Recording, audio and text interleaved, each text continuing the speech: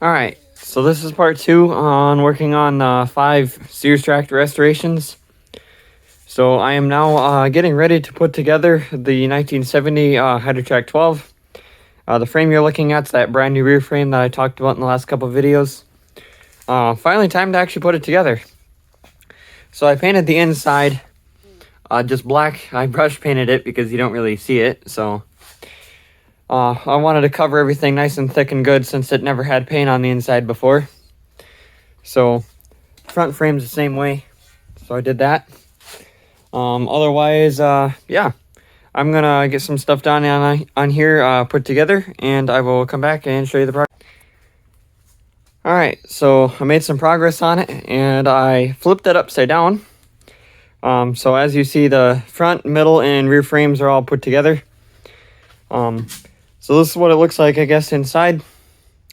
I had to drill some more holes out because since this isn't a new frame, not all the holes were drilled. And I guess this isn't lined up like totally like even close. So for the clutch rod, so that'll be interesting. Both sides are like that. I measured from here to the front there, and that's exactly where it's supposed to be, the side cover. It's not supposed to be forward more, so I guess I just marked that one hole in the wrong spot on each side. So I'll have to redo that later on. The next project here is to put the transmission in here. It's a HT12 hydro out of a Simplicity, like I think it was a Simplicity 212. Basically, I'm going to have to make some type of brackets that bolt on here on each side. Then the you add the oil through this hole here. There's like a reservoir, but you'll see that here in a little bit. And then I'll have to drill a hole somewhere here for the hydro release. And then come up with something, either a lever or a foot hydro or something for this. A lever would be cool, but I'm out of, basically you have to have like a piece of like cork material with a spring pushing on it. So when you move the lever forward, it stays there, or reverse, it stays there. It doesn't just spring back to neutral on its own. You gotta have something to hold it. So probably have to just do a foot control hydro on this one. So anyway, I'm going to get this transmission put in here and start figuring out some stuff on the linkages and come back. Okay, so I got it quite a bit done since last time I had the camera on. So I got the transmission all mounted in like I said I was gonna. Got the hydro release working. So basically it just has to push on this little pin here that goes in there and releases the pressure so you can push it. And then down here, right now it's set up so you can push it. So you pull this out and then you move the cotter pin from this top hole right here down to that one there, and then that allows you to be able to push it. There's just this piece of metal coming up here, pivot points here, and then that just pulls down with an adjustment point here. Right about here is neutral, so if you put your foot here, it'll move it in reverse. Not full speed, it'll just, you know, very slowly go in reverse, about half speed I figured, which is about perfect to make it safe-ish. And then if you push your foot on the front, it'll have no problem going to full speed. And I put that spring on here with a couple of adjustment holes down there just to kind of help it return to neutral, even though this particular hydro, it likes to go to the neutral on its own. Out here I have another one I can show you a little bit more, because this is basically the identical thing that I did. And then I did that one on the orange one right over there. I'm shining my light on. Basically the same deal. This is what I was kind of looking at. You can see the hydro release is the exact same thing, and I pushed it right here so it works. This one's a little bit different because it has a lever for the hydro. There's a spring here. I'll show you the other part in a minute, but it has a brake, like basically a brake on there to hold the lever in place, and with some nails because apparently I didn't have cotter pins. Basically the same deal here, same transmission. Has a little slack in here, I guess. But yeah, basically that's how that works. And then other than these two U-bolts that hold it in, if you look right up here, right up there, you can see a bunch of like lug nuts stacked on each other. There's a bolt going through the top of the frame, which is like the third fastening point for the transmission to hold it in place. And then over here on this particular one, basically there's a piece of like cork material that's behind this big washer, and that spring inside squeezes it quite hard. So if you move the lever forward, it stays there. It doesn't want to return unless you pull it back.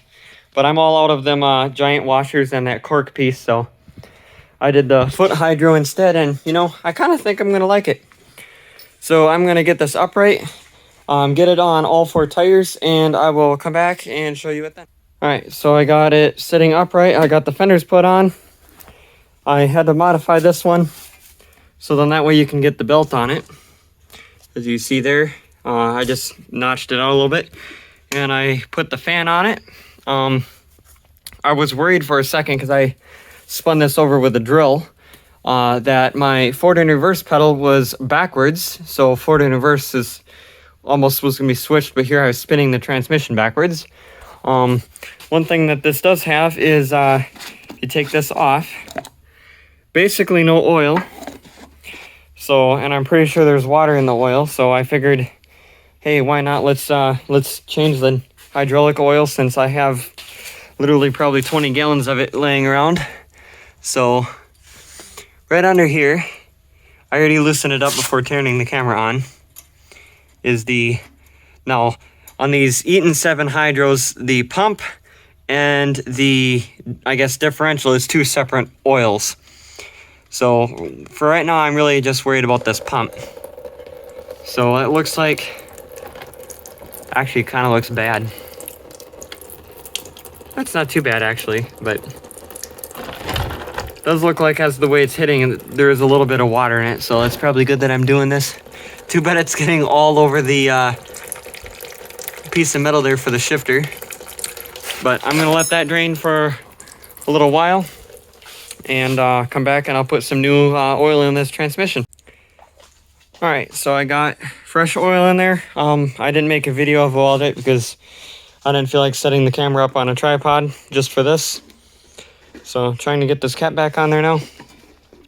One thing that is gonna be kind of tricky is trying to do this with a seat spring on it. Where is it? Here it is, because I totally forgot to paint the seat spring, as you see. So I'll probably end up just painting it white or something. But the issue here is that it totally covers that up with the seat on there. So if you want to check the oil, you have to take the seat spring off with the seat in order to do that. But none of these rear ends I have leak any oil, so I really don't think they're gonna to really even have to. But anyway, there's a filler for that.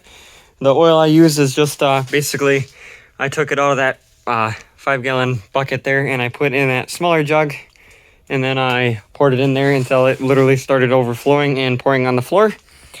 Which, good thing I left the drip pan under there, because I didn't realize that this only takes like half a quart and it started overflowing. So anyway, moving on to the next thing, which will be the floorboards, and then the front axle, which this front axle is off of, I think it's off of a wheel horse.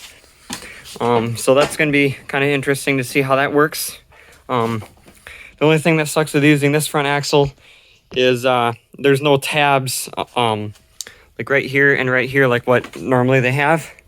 Normally they have these pieces right here, which, like, if you were to put like a dozer blade, snow blower, or what have you on the front, it would bolt to that.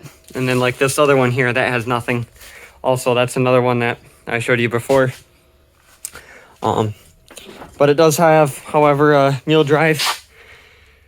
So if you were to figure out how to attach something to that front axle, you could actually put really any attachment you want on here. It does have, I don't have them painted yet because I don't have any of the white parts painted. It will have more deck hangers. This will run any attachments you want. 3-point hitch will bolt right on. Anything you want. The only difference is basically has different steering and different transmission than what it's supposed to have. So anyway, floorboards and front axle, I'm gonna go put them on and I will come back and show you that. All right, so as you see, I made some more progress on it. The engine's actually now in. So this is as far as I'm gonna get in this video. So the next thing to do is the very pointed corners of these hubs need to be cut off so the tires will fit on. These tires or these hubs were made to fit facing or sitting on this part of the rim. And these tires actually have to go on backwards like a normal hydro. So the hub has to go right there, which the rim is dished too much. So this basically all the pointed corners has to be kind of rounded off a little bit, but that's not too big of a deal. Next thing I'm going to go do is hose the transmission off because it's full of nasty like oil and stuff and just plain gross. And then basically I got to paint this stuff because that's really ugly. Paint the clutch rod or the clutch rod. I have to weld on the bracket that actually pushes on this, which is hanging down. So that's just kind of banging around down there. Engine's mounted, like I said. I'll show you something else here. So a little preview of next time's video. So basically it has roller stators in each wheel. As you see here, it has two gigantic hydraulic motors powering the rear wheels. The gas tank is actually a hydraulic reservoir. Power steering. Hopefully the power steering is going to work, but it does drive. It's very slow. Foot control hydro. So reverse and then forward there. This rod here has to get cut off because it's way too long. Oil filter mounted in the same as factory spot. Once again, a brand new front frame and middle frame. The only thing original on this is basically the rear frame and hitch plate, which is off of like a custom 6. So anyway, you'll see more of this in either the next video or the video after that. And then there's also that pile of parts there and then 2 other ones. So anyway, that is it for this video. Really happy with what I got done today. So it's just after 4 o'clock and I started this at 9 a.m. when I first turned the camera on. So yeah, I'm pretty happy with what I got done. And yeah, thanks for watching.